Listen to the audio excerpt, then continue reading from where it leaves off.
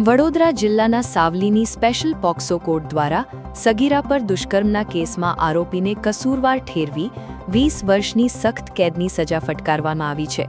Court દ્વારા આરોપીને અન્ય વિવિધ કલમો હેઠળ પણ સજા તથા દંડનો હુકમ કરવામાં આવ્યો છે.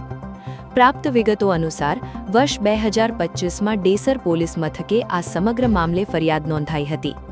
તારીખ 2 જૂન 2025ની રાત્રે ફરિયાદીની સગીર દીકરી ઘરમાં ન મળતા તેણી ગુમ થયાની ફરિયાદ ડેસર પોલીસ મથકે નોંધાવવામાં આવી હતી.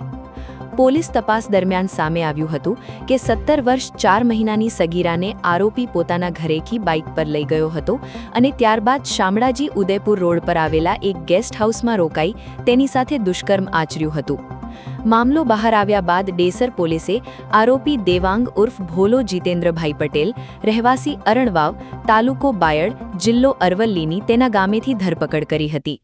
આ કેસની સુનાવણી સાવલીની સ્પેશિયલ પોક્સો કોર્ટમાં ચાલી હતી. કેસ દરમિયાન સરકારી વકીલ દ્વારા કરવામાં આવેલી અસરકારક અને ધારદાર રજૂઆતો તથા પુરાવાઓને ધ્યાને લઈ કોર્ટે આરોપીને દુષ્કર્મના ગુનામાં કસૂરવાર ઠેરવ્યો હતો. કોર્ટે આરોપીને 20 વર્ષની સખ્ત કેદની સજા ફટકારવા ઉપરાંત અન્ય વિવિધ કલમો હેઠળ પણ સજા અને દંડનો હુકમ કર્યો છે. સાથે જ ભોગ બનનાર સગીરા પીડિતાને ડિસ્ટ્રિક્ટ લીગલ સર્વિસ ઓથોરિટી મારફતે ₹5 લાખનું વિક્ટિમ કોમ્પન્સેશન ચૂકવવા ભલામણ કરવામાં આવી છે. સગીરા પર અત્યાચાર કરનાર સામે કોર્ટનો કડક સંદેશ. પોક્સો કેસમાં 20 વર્ષની સખ્ત કેદ.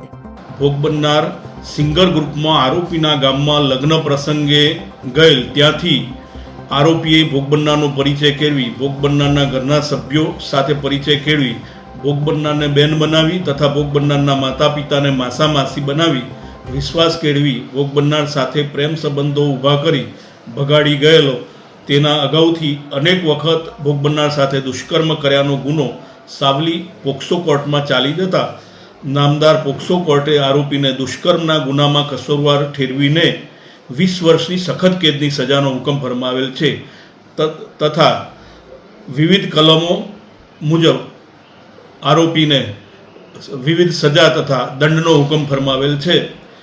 આ કામે ભોગ બનનારને વિક્ટિમ કોમ્પન્સેશન સ્કીમ મુજબ ડિસ્ટ્રિક્ટ લીગલ સર્વિસ ઓથોરિટી તરફથી ₹5 લાખનું વળતર ચૂકવવા ભલામણ કરેલ છે.